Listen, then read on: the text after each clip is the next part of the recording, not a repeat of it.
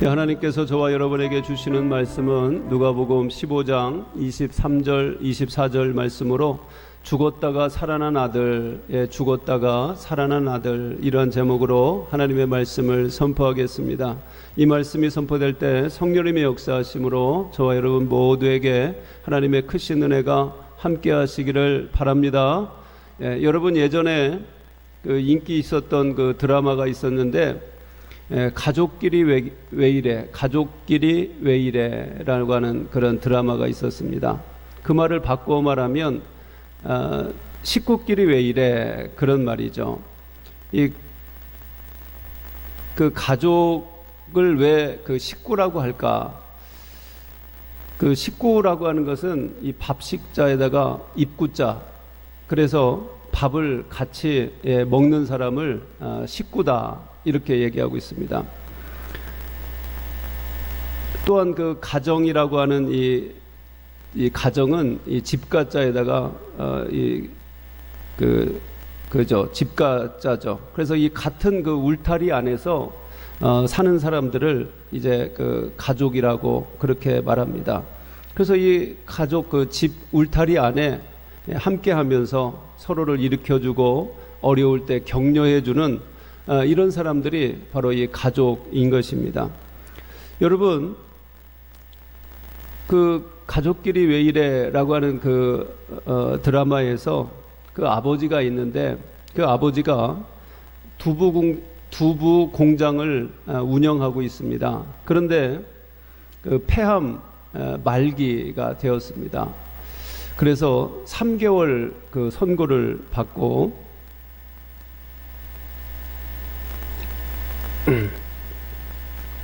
3개월 선고를 받고 이제 아버지가 생각하기를 내가 죽기 전에 5가지 해야 될 일을 해야 되겠다. 버킷리스트라고 하죠. 하여튼 5가지를 좀 하고 싶다, 그런 마음이 있어서 써봤습니다. 첫 번째는 온 가족이 모여서 아침 식사를 좀 했으면 좋겠다. 그 첫 번째가 그거예요. 온 가족이 모여서 아침 식사를 했으면 좋겠다.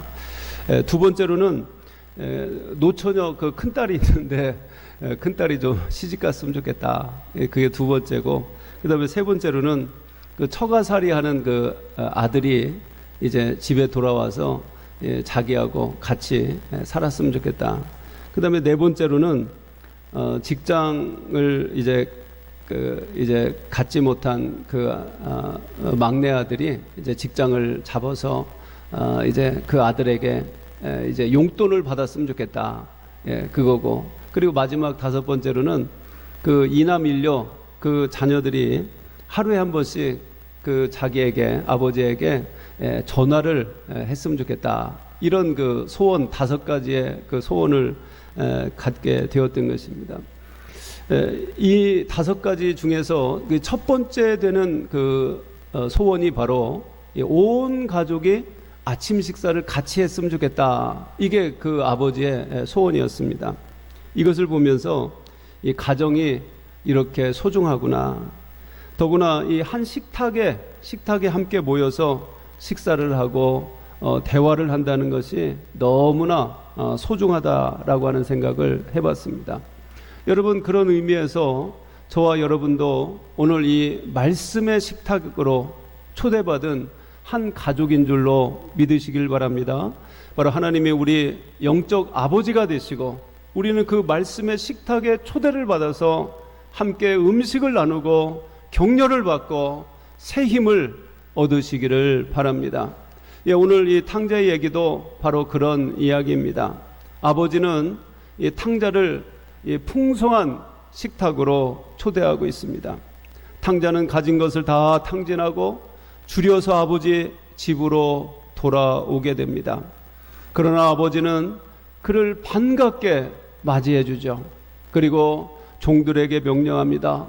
아들을 위해서 오늘 본문에 보니까 살찐 송아지를 잡아서 잔치를 벌이라. 바로 이 아들을 위한 잔치인 것입니다. 그리고 아버지는 말합니다. 이 아들은 죽었다가 살아온 아들이다. 잃었다가 얻어진 아들이다. 이렇게 선포를 합니다. 우리는 여기에서 이 말씀을 생각해 볼 때 이 아들이 언제 죽은 적이 있는가 이렇게 한번 생각을 해봅니다. 이 아들은 죽은 적이 없죠. 그냥 나가서 돈을 탕진하고 고생하다가 돌아온 아들입니다. 그런데 아버지는 이 아들을 향하여서 너는 죽었다가 다시 살아난 아들이다 하면서 그 아들을 위로해 주고 반갑게 맞이해 줍니다. 또한 잃어버렸다가 다시 찾은 아들이다 이렇게 말을 합니다. 그러나 이 아들은 성인이 돼서 집을 나갔기 때문에 길을 잃어버린 것이 아닙니다. 제 발로 걸어 나갔다가 돌아온 것이죠. 그런데 어떻게 잃어버렸다 또 죽었다 이렇게 표현할 수가 있을까요? 혹 아들이 성장할 때에 우물에 빠져 죽을 뻔한 일이 있었을까? 전염병에 걸려서 사경을 헤매면서 죽을 뻔했던 그런 일이 있었는가? 또 목에 가시가 걸려갖고 죽을 뻔한 적이 있었는가? 또 방탕하게 술만 마시다가 몸이 안 좋아져서 쓰러져 죽을 뻔한 적이 있었는가? 혹은 또한 돼지우리에서 그가 굶주려서 죽을 뻔한 일이 있었는가? 그러나 그것을 죽었다가 살아났다 이렇게 얘기는 하지 않는 것입니다. 그럼 언제 죽었다가 살아났다 이렇게 말할까요?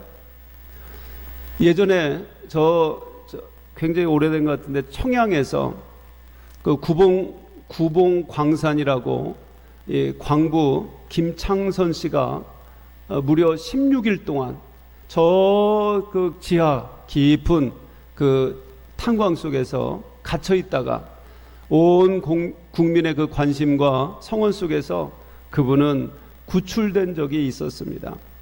그때 우리는 그분을 향하여서 저 사람은 참 죽었다가 살아났다 이렇게 얘기를 합니다. 또 예전에 국제시장이라고 영화가 있었습니다. 영화 국제시장 보셨죠? 덕수라는 사람이 가족을 위해서 독일에 가서 광부로 일하다가 탄광이 무너집니다. 좀 죽을 뻔한 일이 있었죠. 그 사람들을 바로 죽다가 살아났다 이렇게 얘기를 하는 것입니다. 그런데 이 아들은 그런 적이 없었습니다. 그런데 아버지는 방탕하고 그리고 재산을 다 탕진하고 돌아온 이 아들을 향하여서 너는 죽었다가 살아났다 이렇게 표현을 하고 있습니다. 이게 정말 합당한 말일까요? 우리 사랑하는 여러분, 그러면 하나님 아버지는 왜 이 아들을 향하여서 죽었다가 살아났다라고 표현했을까요?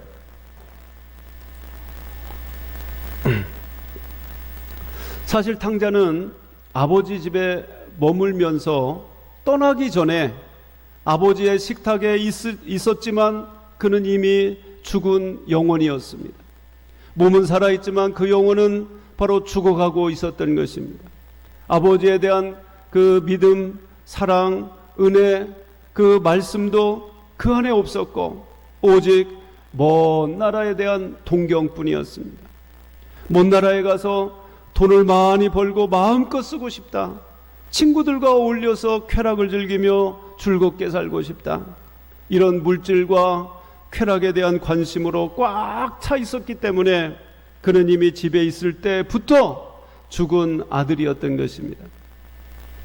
근데 아들이 회개하고 내가 아버지 하나님 앞에 범죄하였나이다.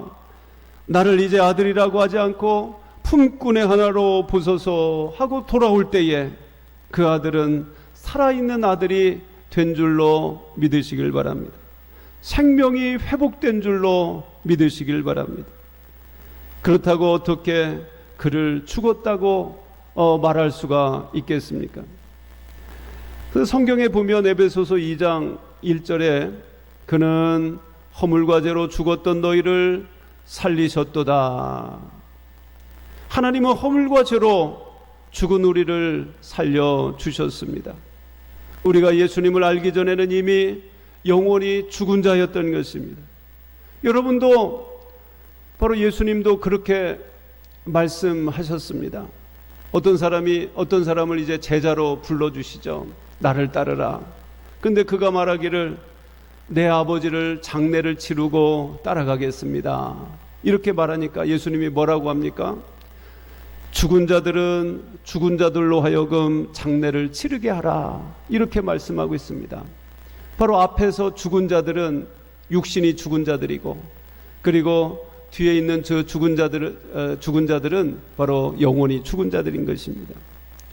바로 영적으로 죽은 사람들을 말씀하고 있는 것입니다. 하나님을 알지 못하고 또 아버지의 품을 떠난 사람들, 아버지의 집에 있지만 마음에 딴 데가 있는 사람들, 이미 영혼이 죽어가고 있는 것입니다. 그래서 예수님은 자신이 이 땅에 오신 목적이 뭐라고 했습니까? 바로 요한복음 10장 10절에 도둑이 오는 것은 도둑질하고 죽이고 멸망시키려는 것 뿐이요 내가 온 것은 양으로 생명을 얻게 하고 더 풍성히 얻게 하려 함이니라. 아멘. 바로 예수님은 이렇게 도둑이나 마귀 사단에 의해서 죄의 노예가 된 그 영혼들을 치유하고 그들을 살리고 풍성한 생명으로 인도하기 위해서 주님이 오셨다, 이렇게 말씀하고 있는 것입니다. 이렇게 본문의 이 둘째 아들은 이제 거짓골이 되어서 아버지 품으로, 즉 아버지 집으로 돌아오게 됩니다. 그는 돈이 없어서 더 맛있는 음식을 찾아서 돌아온 것이 아닙니다. 그는 고생하면서 돼지우리에서 주염 열매를 먹는 고난을 겪으면서 아버지의 품이 생각이 나는 것입니다. 아버지의 품이 그리워지게 되는 것입니다.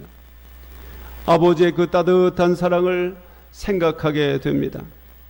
그것이 바로 아버지의 사랑이 너무 그리워서, 바로 이 아버지의 품속이 너무 그리워서 아버지를 사모하는 마음으로 돌아오게 되는 것입니다. 아, 그것이 바로 아버지의 사랑이었구나. 나는 아버지의 그 사랑도 모르고 아버지의 품속을 떠나려고 했구나.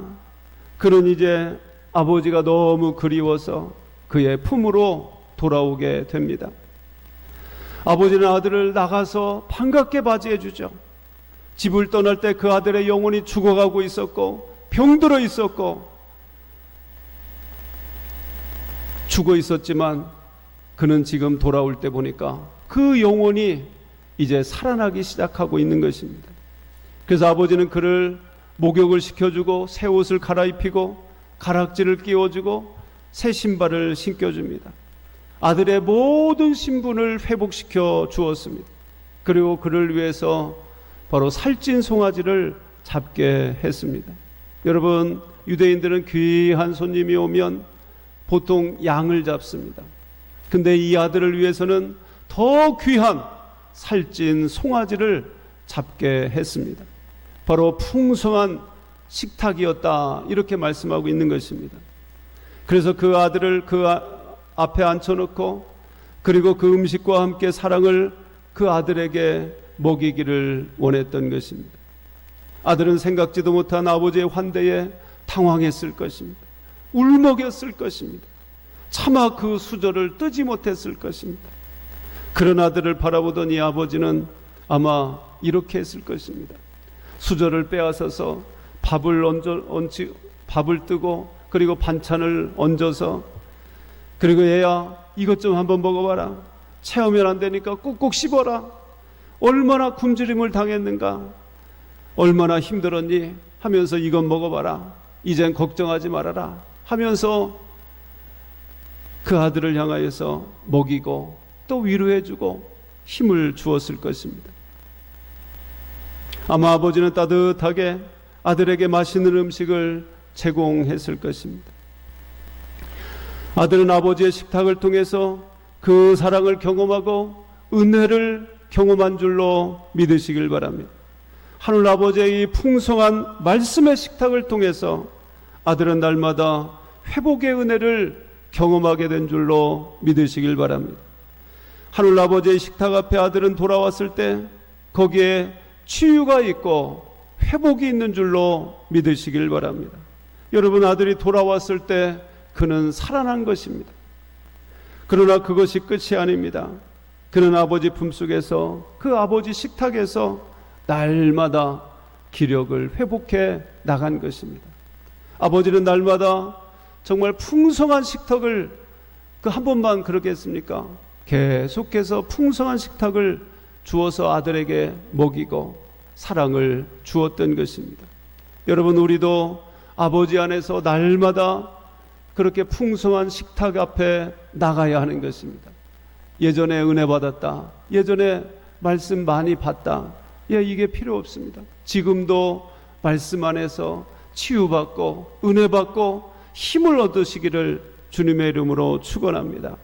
여러분, 이렇게 예수 믿고 구원받으면 이것이 끝이 아닌 것입니다. 날마다 주님 앞에 나와서 은혜를 경험해야 하는 것입니다. 여러분이 날마다 예수님 앞에 나와서 그가 주시는 영의 양식을 통해서 새 힘을 얻을 때에 우리는 정말 건강한 자녀로 성장할 수가 있는 것입니다. 그런데 많은 사람들이 그렇지 않죠. 일주일에 정말 예배 한 번 나오면 되지, 뭐 이렇게 두세 번 나오느냐, 이렇게 생각을 합니다. 아닙니다. 우리는 매일매일 아침, 점심, 저녁 우리가 먹듯이 시간만 나면 말마다 주님 앞에 나와서 말씀을 먹을 때에 건강을 회복하게 될 줄로 믿으시길 바랍니다. 여러분, 오후 예배도 여러분 은혜가 되시죠? 여러분, 오후에 나오시는 분들은 참 수지 맞았습니다. 왜냐하면 저도 이렇게 생각해 보니까 설교도 이제 주일 낮 예배 설교하고 오후 예배 설교하고 또 수요 예배도 그렇고 또 새벽 예배도 그렇고 그 어떤 그 설교 스타일이 좀 다 다릅니다. 다른데 그 다르는 것마다 참 제가 생각하기도 은혜가 돼요. 그래서 새벽에, 특별히 새벽에 나오시는 분들은 참 그 자세하게 성경을 자세하게 그 설교를 하기 때문에 진짜 이 새벽에 나오시는 분들은 수지 맞았습니다. 그래서 그 하나하나 말씀을 할 때마다 참 이것이 은혜가 되고 여기에서 은혜를 받고 또 회개하고 힘을 얻으면 정말 사는 삶이 정말 아름답지 않을까, 이런 생각을 해봅니다.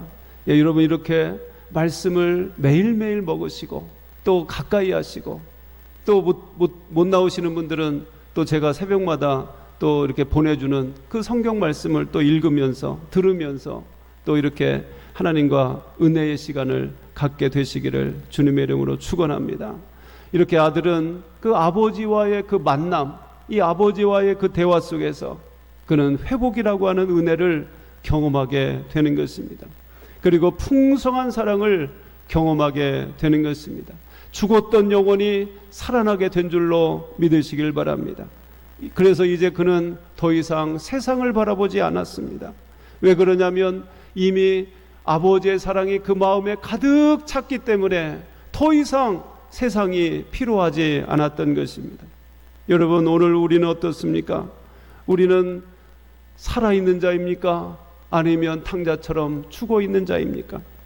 우리는 하나님의 사랑으로 가득 차 있지 않다고 한다면 우리 마음은 분명 먼 나라를 향하고 있는 것입니다.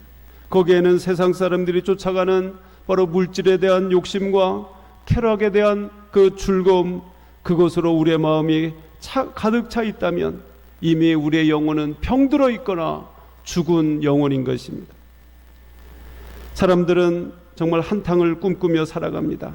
망할 때 망하더라도 한 번쯤 근사하게 살아봤으면 좋겠다, 한 번쯤 근사하게 성공하면 좋겠다. 그러나 여러분, 아버지를 떠난 성공, 그것이 무슨 의미가 있겠습니까? 아버지를 떠난 그 부자, 부유하면 무슨 의미가 있겠습니까? 오늘 아들은 아버지의 품에 왔을 때에 그 안에 진정한 행복과 치유를 경험하게 된 줄로 믿으시길 바랍니다.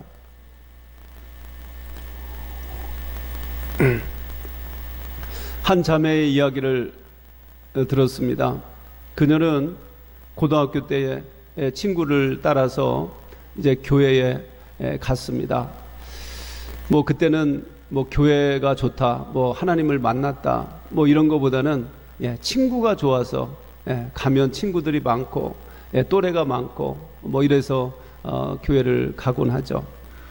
그래서 그는 그 고등학교 때 재밌게 그렇게 신앙생활을 했습니다. 그런데 이제 대학교에 가니까 친구가 떨어지고 이제 대학 생활이 즐겁다 보니까 이제 하나님을 떠나고 교회에 가지 못했습니다.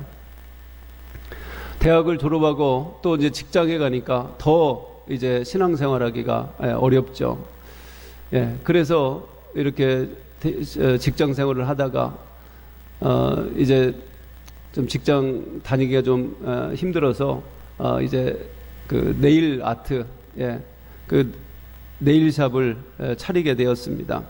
근데 그 네일샵에서 손님한테 이제 남자를 소개를 받고 이제 그 만나게 되는데, 그 남자가 뭐 명문대학에 나왔다, 그리고 뭐 대기업의 그 직원이다, 그리고 또한 그 집안이 부유한 집안이다, 뭐 이런 식으로 소개를 받고 이제 만나게 되었습니다.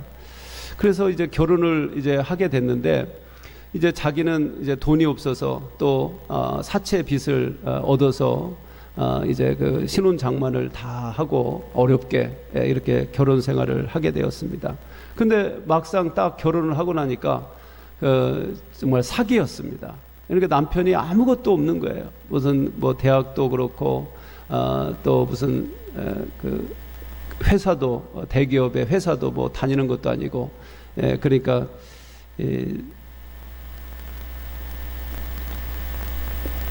그리고 그 집안도 아무것도 없고, 완전히 사기를 당한 것입니다.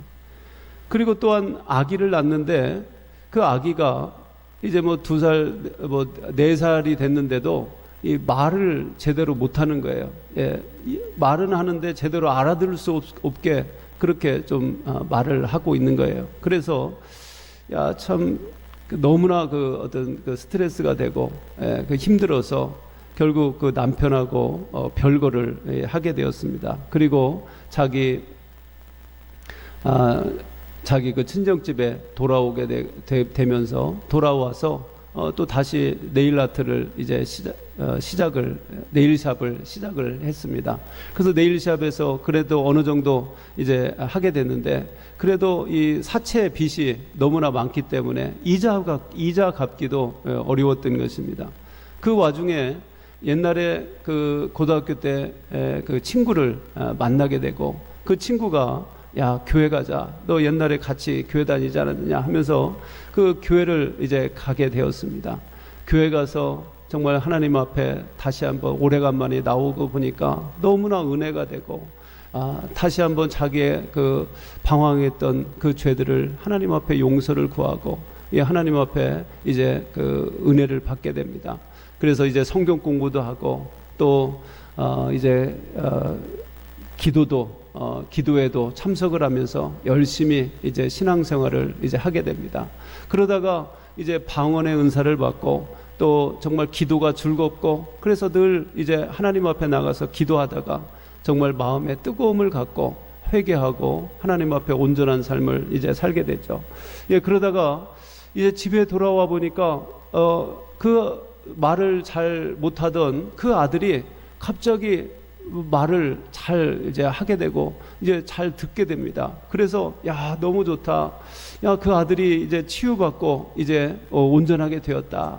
이런 그 은혜가 있게 된 것입니다.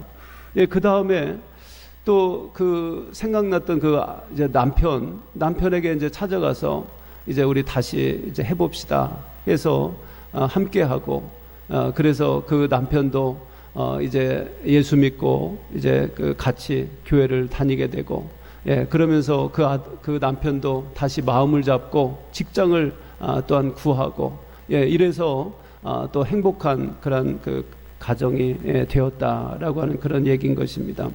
바로 그 자매가 고백하기를, 내가 하나님을 떠나서는 죽은 영혼이었지만, 그러나 내가 하나님 앞에 돌아왔을 때 내 영혼이 살아나고, 그리고 나는 회복의 그 인생이 되었습니다. 이렇게 고백하고 있는 것입니다. 바로 아버지의 품을 떠날 때는 우리는 늘 공허한 것입니다. 비참하고 괴로운 인생이 될 수밖에 없는 것입니다. 때로는 물질로 좀 이득을 얻는 것 같지만 그 영혼이 병들어 있는 것입니다. 그 영혼이 죽어 있는 것입니다. 탕자는 결국 아버지 품으로 돌아와서 아버지의 식탁에 초대를 받고 거기서 그의 인생이 회복된 줄로 믿으시길 바랍니다. 우리 사랑하는 성도 여러분, 여러분이 하나님의 말씀을 사모해서 주님의 말씀의 식탁 앞에 나올 때에 여러분은 살아나게 되는 것입니다. 여러분의 가정에, 여러분의 인생에 이런 놀라운 회복의 역사가 임하시기를 주님의 이름으로 축원합니다. 오늘 또 하나님은 이런 이 아름다운 말씀의 식탁에 우리를 불러 주셨습니다. 우리 모두가 여기에 오셔서 주님을 배우시기를 바랍니다. 주님을 만나시기를 바랍니다. 주님이 주시는 그 사랑과 그 행복과 은혜를 먹으시기를 주님의 이름으로 축원합니다. 그래서 여러분의 인생이 회복될 때에 하나님을 위해 살아가는 충성되고 아름다운 삶이 되시기를 주님의 이름으로 축원합니다. 기도하겠습니다. 할렐루야. 하나님 아버지 감사합니다. 우리가 하나님을 떠날 때에 우리의 영혼이 죽고 세상을 향하여 갈 때에, 따라갈 때에 우리가 괴로움과 슬픔뿐이었지만 이제는 하나님을 따라 주님 앞에 나왔습니다. 주님의 말씀의 식탁 앞에 우리가 은혜를 받고 마음에 힘을 얻고 이제 영혼이 살아나게 된 줄로 믿습니다. 이제는 죽어있는 자가 아니라 살아있는 자가 되게 하시고 이제 하나님 앞에 충성스럽고 아름다운 삶을 살아갈 수 있도록 하나님 역사하여 주시옵소서. 지치고 상한 심령들이 있다면 이제 먼 나라에 가고 먼 나라에서 괴로움을 당한 그런 아버지의 심령이 있다면 이 시간 주님 앞에 나오게 하여 주옵소서. 그래서 죽었던 영혼이 살아나게 하여 주옵소서. 잃었던 영혼들이 이제 다시 얻어진 아들이 될 수 있도록 인도하여 주시옵소서. 그래서 아버지 하나님 주님 앞에 아버지 위로받고 힘을 얻는 복된 우리 인생이 될 수 있도록 주여 역사하여 주시옵소서. 감사드리며 사랑 많으신 예수님의 이름으로 기도하옵나이다. 아멘.